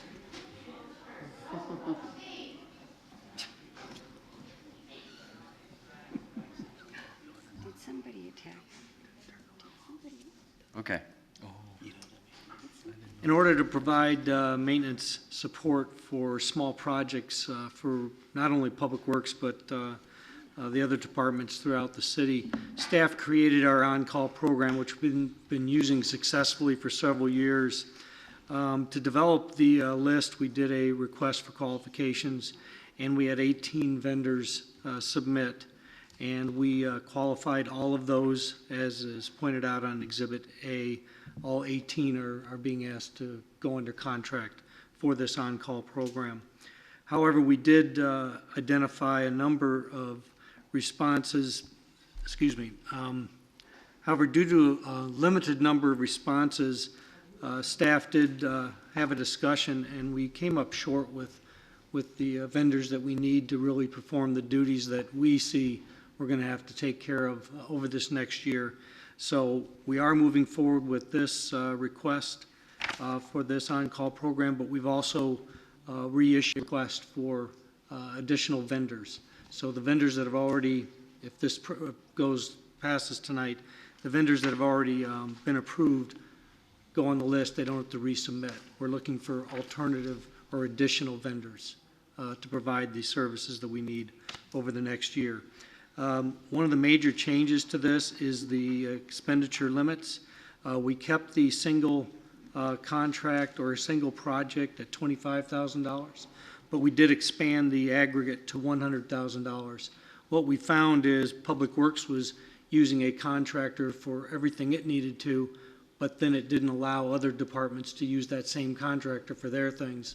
And so we did run into a few challenges there with several of our vendors that do a lot of work for the city. So we did increase those expenditure limits. So with that, I'd be happy to answer any questions. Any questions from anyone? Okay. Thank you, Kevin. Then I'll entertain an ordinance number, please. Go ahead. Ordinance number 3144, an ordinance of the Council of the City of Arizona approving the terms and conditions of 18 agreements with various companies for the purpose of Public Works on-call maintenance and repair services for fiscal year 2019 through 2020, authorizing expenditure of public funds and authorizing execution of 18 agreements. Mayor McFarland, I move approval of ordinance number 3144 as presented. Second. Okay, it's been moved and seconded. Gloria, can I get a roll call vote, please, on ordinance 3144? Councilmember Huddleston. Yes.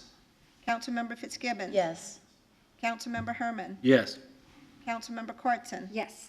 Councilmember Powell. Yes. Mayor Pro Tem McBride. Yes. Mayor McFarland. Yes. Okay, the next item is I-2. Consider ordinance number 3145. Staff recommends that the mayor and city council authorize the city manager to execute a purchase agreement with Empire Southwest LLC in an amount not to exceed $98,350 for the purchase of a new Caterpillar 906M wheel loader for use at the city's landfill solid waste division. The city is currently using a 2007 Wrangler 4510 loader for many daily tasks associated with the landfill. A refurbishment of this piece of equipment was done in 2014, giving it a second useful life. and we are now at the end of that useful life. So we're looking to replace this with the new cat loader. We are being offered 6,000 trade-in, which we've looked at what these types of vehicles in the condition that this one is in are going for at auction. We think this is a good value to the city. And we are asking permission to utilize the, let's see, which contract? The National IPA contract 161534 that was issued to the city of Tucson for the purchase of this Caterpillar. We do have a service plan or service agreement for this loader at $17,295. That is included in the total price. That's not similar to some of the more robust service agreements we've done with some of our larger pieces of equipment. This is just your typical oil filter, lube type services. So that is also included. So with that, I'd be happy to answer any questions. Mr. Powell. Is this like most get a special deal through Tucson? We have Empire here in the community, I think, but you get a break on the contract going through Tucson? They're the same company, aren't they? That's correct. I don't know. Yeah, it is. Yeah, there's Same only company, one. Empire Caterpillar. I didn't know if it was dealers that work different or not. Well, it's Empire. Empire. No, I know it's Empire, yeah. But that's the dealer. Yeah. Southwest. Yeah, but they're all connected, right? They are. Yeah, okay. Mayor? Yes. Kevin, you know I have something to Yeah, say. I was waiting. Thank you for rebuilding that other one, and it looks like you got all the good out of it, so good job. This was a success. Hopefully this one lasts over 84 months and 2,500 hours, so thank you. We always need your approval on that stuff, so Any other comments, questions? you keep an eye on Okay, it. seeing none, can I get an ordinance number, please, Gloria? Ordinance number 3145, an ordinance of the council of the city of Casa Grande, Arizona, accepting a bid from Empire Southwest LLC for the purchase of a 2019 Caterpillar loader, authorizing the expenditure of public funds in an amount not to exceed $98,350 and authorizing execution of a contract with or purchase order to Empire Southwest LLC. Mayor McFarland, I move for the passage of ordinance number 3145 as presented. Second. Okay, moved and seconded. Can I get a roll call vote, please, on Council- ordinance number 3145? Councilmember Huddleston. Yes. Councilmember Fitzgibbons. Yes. Councilmember Herman. Yes. Councilmember Cortson. Yes. Councilmember Powell. Yes. Mayor Pro Tem McBride. Yes. Mayor McFarland. Yes. Okay, now I3, consider ordinance number 3146. Staff is recommending that the mayor and city council authorize a purchase agreement with Empire Southwest, again, using the National IPA agreement through the city of Tucson. This for the purchase of a Caterpillar 140 M3 all-wheel drive motor grader for an amount not to exceed $340,902. The Sanitation Division's 2013 John Deere grader, which we are currently using, actually experienced a engine failure back in, when was it? My notes here. It was right in 2017, we had to replace the engine on that. And that was prior to it reaching the end of its first useful life. And we kind of looked at that engine replacement as a second useful life without doing a lot of the other repairs. Now we're starting to see some major issues with this, and we've gotten what life is left out of this piece of equipment. So we are asking to replace that piece of equipment. We are going to receive trade-in credit of $77,000 for our current vehicles. So with that, I'd be happy to answer any questions. So is that price off of this 340? Yeah. Yes, that's all included in the total price. So it's actually almost 400? Or over 400? Over 410 total? With the service contract. $340.99 is total cost. Oh, I know. $349.02. It's $340,000 is the total price of this contract. That includes the $77,500 credit, and it also has the, $58,000. Maintenance. Yeah, the maintenance and service agreement, so. Okay. All right, just a lot of money. I know. Mayor. Matt? Once again, Kevin, thank you. I think by trading these old ones in instead of waiting for an auction or seeing what we can do, because we'll just be done. We know what we're gonna get. And the service agreement as well, because these things, when something breaks down, it's not a $200 repair by any means. So I commend you. And I looked at the hours and everything, and it looks like the 7-year, 8,500 hours, we should get about 7 years out of that 8,500 hours. I mean, they know what they're doing, obviously, so. And please understand that these service agreements are not for major repairs. They're for general maintenance, so your oil changes, your filter changes and those types of things. If something else breaks, we're gonna be having to cover the cost of that. Hopefully prevent. Unlike some of the other maintenance contracts where they cover everything through the life of the piece of equipment, so. Okay, any other questions, comments? Can I get a ordinance number, please? Ordinance number 3146, an ordinance of the council of the city of Casa Grande, Arizona, accepting a bid from Empire Southwest LLC for the purchase of a 2019 Caterpillar grader, authorizing expenditure of public funds in amount not to exceed $340,902, and authorizing the execution of a contract with or purchase order to Empire Southwest LLC. Mayor McFarland, I move for approval of ordinance number 3146 as presented. Second? All right, it's been moved and seconded. Gloria, can I get a roll call vote, please? Councilmember Huddleston. Yes. Councilmember Fitzgibbons. Yes. Councilmember Herman. Yes. Councilmember Cortson. Yes. Councilmember Powell. Yes. Mayor Pro Tem McBride. Yes. Mayor McFarland. Yes. Okay, item I4, ordinance number 3147. Thank you, Mr. Mayor, members of council. Staff recommends that the mayor and city council approve a contract with Plan Et for planning consultant services associated with the general plan update not to exceed $200,000. Staff utilized a competitive request for qualifications process to determine this planning consultant selection. We had 3 planning firms submit proposals, and the city evaluation team interviewed each of these 3 firms, but had the consensus choice to select Plan Et as the highest ranking firm and the best fit for our project. I might note that Plan Et was involved with the last general plan update. Leslie Dornfeld, who's the principal of Plan Et, she was highly involved as the project manager for our last general plan, and she has a consultant team consisting of a number of AECom staff who were also involved with the last general plan. Many of those same plan members, team members, were actually involved with the ULI technical assistance team that recently visited for our downtown project as well. So accordingly, staff recommends that the council approves the contract with Plan Et not to exceed $200,000. This project was funded as within our fiscal year 1920 CIP at an amount not to exceed $200,000. I'd be happy to answer any questions. Questions, anybody?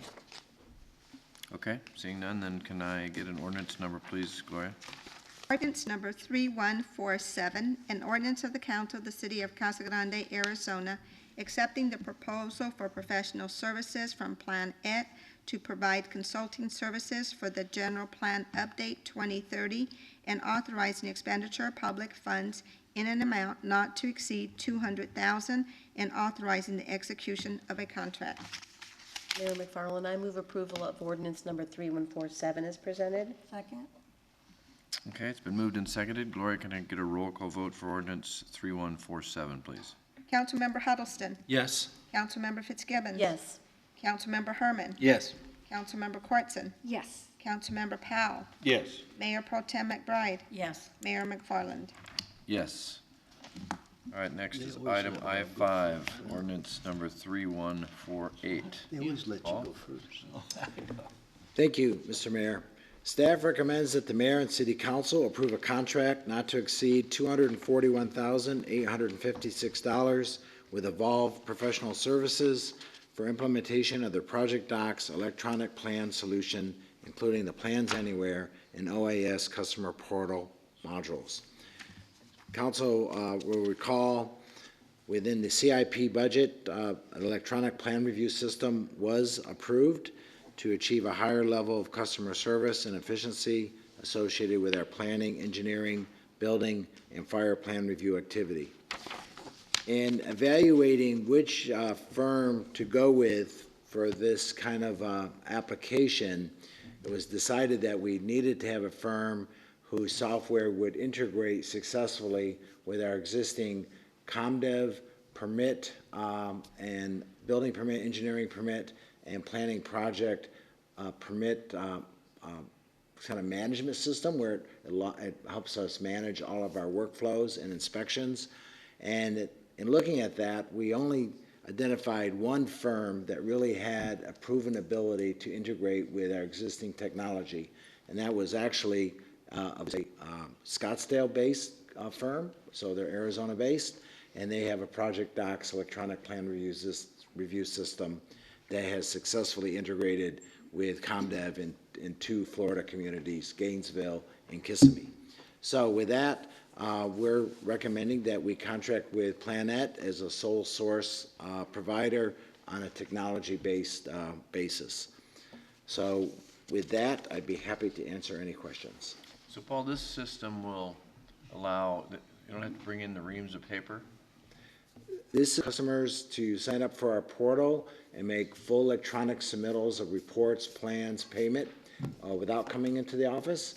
Eventually, at the end of the process, we will have to get paper copies of their approved plans for record retention purposes, because our record retention program requires us currently to retain a paper copy of the permanent record. Okay, but it should streamline the upfront part of the process. Yes, especially allowing staff to review and redline the plans electronically, communicate back to the applicant with the red lines, and then allow applicants to resubmit in a way that staff can clearly see all the changes that were made with their resubmittal and just approve it. So yes, we believe that there will be efficiency and effectiveness enhancements. Great, thank you. This has been a long time coming, Mr. Mayor. but appreciate it, thank you. And just too is that again, the only time that there's really hard copy is going to be at the end of it, and that's going to be the permanent record. Same staffing amount of people? Is this going to make it more efficient for your staff? Do you see that you might need an extra staff member to do something of this? Are they trained? So we will have to have some training for all the staff members that are going to use this system. The contract does include training for all of our staff that will be using it. It actually even includes training for outside consultants that will be using it. So there will be several training components embedded into the contract with this contract cost. Okay. We don't envision any additional staff.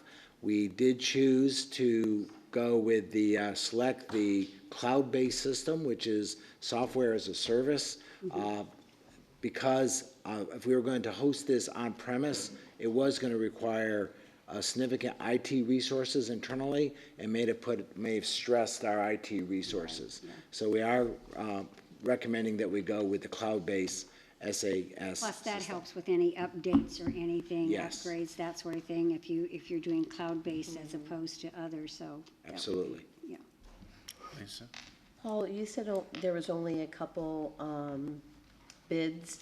Is it because our system is a little bit older? This was one of the only companies that would match up to what we have? Or do you feel that it's going to be okay and it's going to be progressive enough to bring us into the future? Well, I think the first part of your statement is true, that that the current permit management system we have, ComDev, is probably maybe 15 years old, and it is kind of outdated and needs replacement in the somewhat near future. So Evolve, who works nationally, happened to work with the two Florida communities I mentioned that had ComDev for a long time. So they've worked with them for a number of years. However, this Evolve Project Doc system works with a number of permit management systems. So in the future, when we replace ComDev, which we'll probably be doing once we get this electronic plan review operational, the project docs will work with any new permit management systems that we might elect to go with in the future. So project docs is very state-of-the-art, but it will work sort of with our old school ComDev system. Okay, thank you. Bob? If we have customers that are not quite that computer literate, can they still submit their plans the old-fashioned way? Yes, they can, but we will also be setting up like a computer station in our front lobby where they can do that just online there and submit it that way. But yes, they could still submit paper copies. Thank you. Just a follow-up question. You answered what Mary had said, and mine was the training. Is it a one-time training, Paul, or because I know that, when staff come and go and retire, is it gonna be a follow-up, or are they, because it's an expensive program, and we wanna use it for as long as we can, but. So, in my review of their software, it's fairly intuitive to use. Obviously, there is some training needed, but we believe that the training we're going to receive will be adequate for us to train any new employees ourselves. Great. So like a train the trainer kind of program. Right. This firm has excellent customer service, excellent customer relations, so they will provide any training that we need for future employees, but I'm confident we can do most of it ourselves once we're trained. Good choice, thank you. Any other questions or comments? Okay, can I get an ordinance number, please, Gloria? Ordinance number 3148, an ordinance of the council of the city of Casa Grande, Arizona, accepting the sole source provider offer from Evolve Professional Services to provide project docs and electronic plan solution system, authorizing expenditure of public funds in an amount not to exceed $241,856 and authorizing the execution of a contract.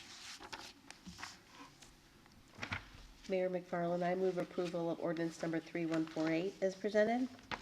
Second. Okay, it's been moved and seconded. Gloria, can I get a roll call vote, please? Councilmember Huddleston. Yes. Councilmember Fitzgibbons. Yes. Councilmember Herman. Yes. Councilmember Quartson. Yes. Councilmember Powell. Yes. Mayor Pro Tem McBride. Yes. Mayor McFarland. Yes. Okay.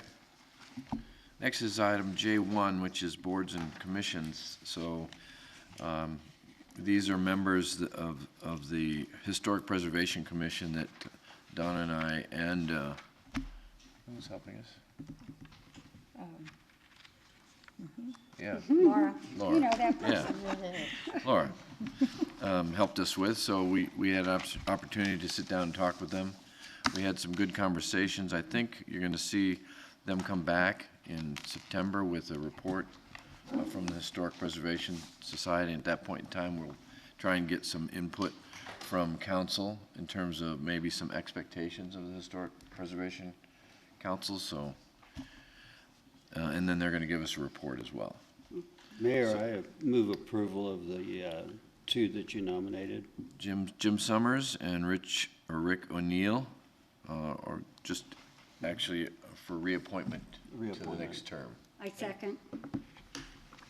Okay, it's been moved and seconded, and I want to say thank you to them publicly for their service, even though I don't see them here tonight. But it is most appreciated. So it's been moved and seconded. All those in favor signify by saying aye. Aye. Okay, any opposed? All right, they're approved. J2 is also a consideration and appointment of Mike Henderson. Again, a reappointment also of David Fitzgibbons and Rick O'Neill to the IDA, or the Industrial Development Authority, with terms to expire August 4th, 2025. Move to approve, Mayor, the appointment and reappointment. Second. Okay, moved and seconded. All those in favor signify by saying aye. Aye. Any opposed? Okay.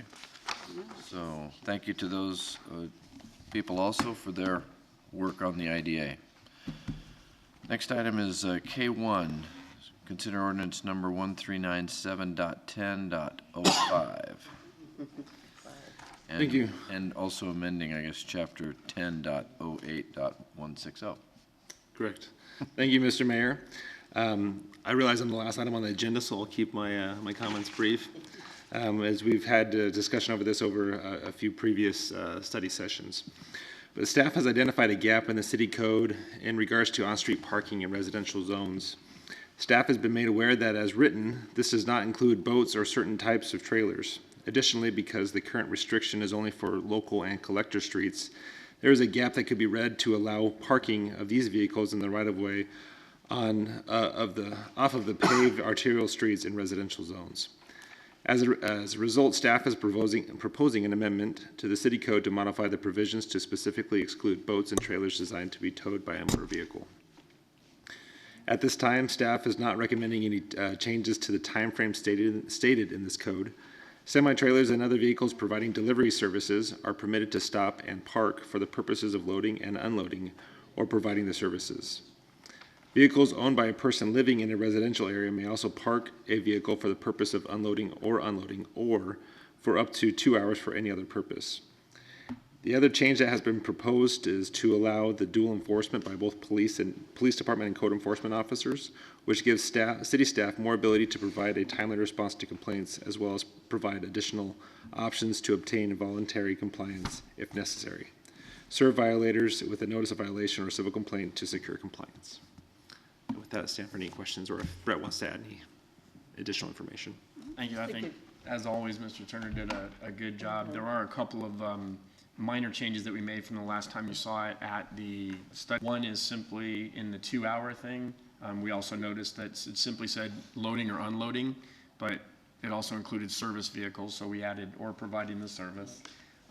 We also provided a couple of additional exceptions. One is just for emergency vehicles, because we realized they weren't accepted. The second really just is to leave us that if the state legislature, as it has done a number of times, changes the law concerning like what trucks might be able to park on the street, that our code would be, it would create an exemption for those. Currently that doesn't exist. There is a law they passed not long ago that restricted what HOAs could do beginning, I think, in like 2014 or 15. But otherwise, if there's any questions, we're all available to help you. Matt? I just had one to be clear, like RV specifically, when they're loading and unloading could be there for overnight or as long as they're getting ready for a trip. Yeah, for example, if I purchase a U-Haul or rent a U-Haul to move, it's going to take me more than 2 hours to move. Okay. So it's for the I purpose just wanted of- everyone to be clear it's on that. if it's actively being loaded or unloaded, and that may take place over a couple days, we understand that, so, yeah. Thank you. Any other questions? Yeah, because that was discussion as far as. Yeah, the it last was. people. It was. Yeah, no, that's good. Okay, no other job. discussions, then I'll consider ordinance number 1397.10.05 and amending chapter 10.08.160 and adding section 10.08.300 to chapter 10.08. Could you do that again? I vote for that. I move for that. Second. No, I need Oh, ordinance. no, Gloria reading. needs to read it. Ordinance reading. I'm sorry, I didn't. Go ahead. Is this called? No one did. He just was reading it. I caught her off guard. Okay. Ordinance number 1397.10.05, an ordinance of the City of Casa Grande, Arizona, amending Chapter 10.08.160 relating to the restriction of parking on residential streets, adding Section 10.08.300 to Chapter 10.08, permitting city code enforcement to have enforcement authority of parking regulations, establishing the severability of the various sections, and establishing an effective date. Mayor McFarland, I move for the passage of ordinance number 1397.10.05 as presented. Second. Okay, moved and seconded. Gloria, can I get a roll call vote, please? Councilmember Huddleston. Yes. Councilmember Fitzgibbons. Yes. Councilmember Herman. Gloria reads it way better than you, Mayor. Yes. Councilmember Quartson. Yes. Councilmember Powell. Yes. Mayor Pro Tem McBride. Yes. Mayor McFarland. Yes. All right, next, we had moved the K-12, K-2 is off. Has been tabled. You need to move to go to executive? And, yeah, no reports in. We put reports here, even though there's no one, well, there's some people to report Yeah. to. Who's the guy in the tie? I don't know. So, why don't we start over here with you, Bob? We'll start. Oh, okay. Just two things. I attended the chamber mixer at Caliche. I was very impressed with the facility and the staff there. They were all very friendly and capable, and it's reassuring that I've got a place to go here in Casa Grande when the time is right.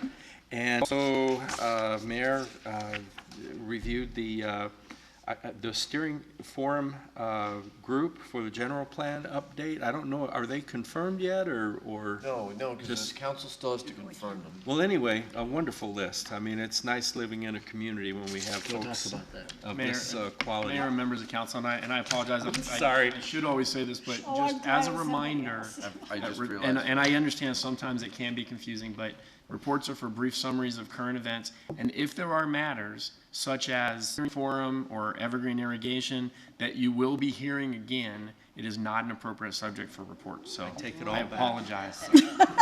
Full retraction. Bob, I'm so glad it's you this time. I'm done. Okay, Matt. I had a wonderful weekend with the Youth Commission retreat. This year we got to hold it at our new recreation center in the big community room, and we used half for the meeting and half for the activities, and the kids absolutely loved it. We have 11 young ladies and 2 young men on the Youth Commission, so it's usually unbalanced that way, but a little bit more extreme this year, but that's great. The kids are wonderful. They're excited. They're planning. We plan their year. Hopefully we have a plan for you guys, for all of us as a council, to see them more at these meetings. So hopefully that works out, and we're working on that. And one of the best quotes, we had our old president from 2 years ago, Alexander Chaparro, come back, talk to them about her experience at college and helping them. And then, the question was posed, hey, are you going to come back to Casa Grande when you graduate from college? And her direct quote, or mostly direct from my memory, if you keep building buildings like this, I'm coming back. So she said that about our rec center. So that was a very, very cool comment. So it was great. We stayed in town at the Holiday Inn, had a wonderful time, except for the lightning. They couldn't swim. They said, come on, just let me swim. I won't sue you. I go, yeah, but your parents will, so no swimming. But they still had a great time. And so that was the bulk of my weekend. It was a lot of fun. We were all day Saturday and the morning on Sunday, and just had a wonderful time and ate and had a great camaraderie, and they really bonded well. So thank you. Thank you, Matt. Mr. Powell? After our attorney's comments, I take the 5th. Does that mean you're done? Me too. I'm done. Just a couple quick things. Hats off to Matt, because I had the pleasure of spending the morning with the kids and doing some sessions. And he was on crutches, and he was home relaxing, and he spent 2 days with the kids, so hats off to you. Also, if you guys saw in the paper, Pinal County was rated the 5th among the counties in Arizona on tourism. I was excited to hear about that. And then I wasn't able to go to the Chief, what is it? Chief 60? Yeah, thank you. At CAC, so I went up to Superior and went to that, and so I was really impressed by that. Those of you that went out to the mall last weekend, the Casa Grande Alliance and the elementary and high school district put on an event with Promenade Mall. We had nearly 1,500 people that came in. We gave out over 400 backpacks, and all the parents had to come in and actually do activities with their kids to get the free backpacks and stuff. It was amazing. It was just really a good partnership. And I heard this afternoon that the Casa Grande High School FFA was rated #1 in the state. So congratulations to them. And that's it. Excellent. Mary? I don't have a whole lot. As far as that's concerned, just school's in session. We all need to be really careful as far as that. Also doing some more research and making a little progress on recycling programs. I'm going to be meeting with some people in the next couple of weeks, and hopefully we'll have some options. Just, this year is an important year for the census. Stephen Turner, I just wanted to thank him for everything he's doing on coordinating these efforts. It's sometimes tough getting everyone together and steering us in the right direction. So I really appreciate you kind of steering that committee. It's a huge project, and I know it's so important for this. The committee is working hard to kind of put a strategy together on how we're going to reach out to the community in all aspects. Businesses, schools. The schools are going to play an important role, and the community in general. So there's still a lot to do, but I think there's a pretty energetic committee that's ready to move forward on that. And we're going to ask all of your help, so you're all going to get involved. And yeah, Achieve Pinal update. It was a great meeting. Again, what their goal is. It's a statewide initiative, and of course we have local people, Judy Jackson and Evelyn Kasuga and Bob Jackson that are steering this. And it's so important because what they basically are saying, they want 60% of adults to have post-secondary education by 2030, and we're at 45% right now. So there's so much to do, but they have their different pillars of strategies, starting with early childhood. Their second one is post-secondary access and successes. Third pillar, workforce development, and then systems and structures on how to move forward. So it was a great meeting. I thought they're really moving. And the lady that runs it at the state has so much energy. She's, very, very exciting. And then, I agree with, Matt, thank you for doing that with the Youth Commission. They play such an important role in our community, and I really hope we can challenge them to really get out and communicate with other youth. I had 2 young people come to my office the other day, and from Vista Grande High School, they're students, and they were telling me that they feel that the city wants to get rid of the kids. That's what they said to me. They want the city wants to get rid of them because there's nothing for them to do. And I think we have to remember how we're communicating to these young people. And newspaper, they're not really reading. Social media, they're reading, they're mostly Twitter and Instagram, but they're not getting the messaging on the things that are going on. And so they had no idea we had a youth commission. And these are kids that are active. One's in band, one's in JROTC. They're active, but they get their communication from their teachers, their coaches, and their peers. And so I think that I really hope that we can challenge these young people on the Youth Commission to really try, how can we communicate better to these young people? So when I told them the things that were going on, they were excited, but transportation was key too. They feel that they don't have a means to get to some of these facilities and parks and stuff like that. So that was a huge issue. So yeah, back to school. Congratulations to all you that have kids and they're back in school. Time goes so dang fast. My youngest is going to be a senior in college, if you can imagine that. So yeah, exciting time. So that's it. Okay. I went to first grade today. You did? Oh, yeah. Your granddaughter? So, just this last groundbreaking of the new Best Western. So that's coming and moving along. It's right next to Palm Creek, if you don't know where it's at. And I met all the new owners of the group. They're nice people. We also, as everybody knows or should know, that Lucid's moving dirt. So that's moving forward. That's an exciting start. But this also signals the start of the race. We have a lot of work to do to be prepared for it. I met with Hexel also last week, and one of the biggest challenges they told me was hiring people. And right now they have a plan to expand about 8% a year, which means they're workforce will expand by about 6% a year, but in terms of their physical plant, their need is to expand 8% just to keep up with the needs from Airbus and Boeing and the new planes that they supply all this honeycomb to. Because most of the planes, mostly even the spy satellites, the spy, the drones all have honeycomb in them. So, and it's all made right here in Casa Grande.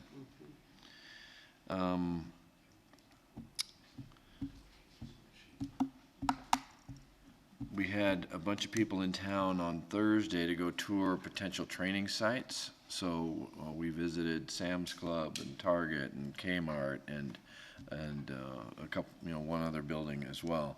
And so we're putting together that plan with the help of ACA. So they've hired a consultant. That consultant is working with the city and CAC and Lucid to build or to put this training center together. So that's moving forward, and I just wanted to give everybody an update on that. Update on the RTA. The lawsuit is still in place. Looks like the hearings got moved up to September, so we may actually get a decision from the appellate court before the end of the year. We were thinking it was going to be January, February, but it looks like it might be moved up a little bit since I guess the court decided to come back to work. And so they have about $20 million in the bank right now for road construction. And so that was the update I got today. Actually, we were at the Is there any meeting. work being done right now at the moving? We just have a bank account. Okay. Affordable housing and workforce. Affordable housing, we had a meeting today, thanks to Fernando for putting that together. He did a great job. We also actually met with an investor today, and the investor's looking to buy property and build some affordable housing. So we're starting to put that together with the help of a loan group and with the help of the county, and so we're really kind of starting to move forward on that whole affordable housing situation, and workforce housing too, both. So not just affordable, but workforce housing. The Growing Horizon is almost done. I think you all you were copied on it, so please take a look at it. If you have some comments, please let me know, because we're wrapping it up. So that book should be just about done. In fact, I have a copy if somebody wants to take it with them. I can let you have it. Will it be ready, then we'll be able to take it? Yes, that's the plan. The plan is that if we get it in the next week or so, then we'll get the printing and we'll get it done. And then just a little more on education and workforce development. We're working with CAC and Lucid. Lucid's office is I think they're moving into the CAC building on Treacle and Florence. And I don't know if you saw the work that was done, but the south end of that building is where their offices will be. And so they painted the outside of the building too. So it really kind of cleaned it up. It looks nice.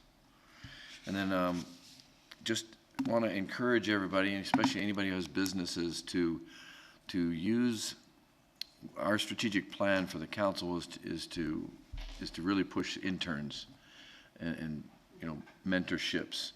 And so I would encourage, and I even did it at Hexcel, because they're complaining, that they don't have people that can move into positions. I said, well, have you talked to the high schools? Are you talking to CAC? Are you working on that kind of relationship with our educators? And so they don't. So I think that's something important for everybody to try and do. I think it's important that we take those opportunities with our young people. It'll also help keep them here. So there's a lot of opportunity, I think, in terms of using. We graduate 800 a year from our high schools. There's 800 workers. Now, not all of them are going to go to college, but there's potential workers there. So anyway, that's all I have. If that isn't enough. Anybody else? Any last comments? Okay. All right, then I'll entertain a motion to go into executive session. Second. Moved and seconded. All those in favor? Aye. Any opposed? All right. We'll take 2 minutes, 3 minutes.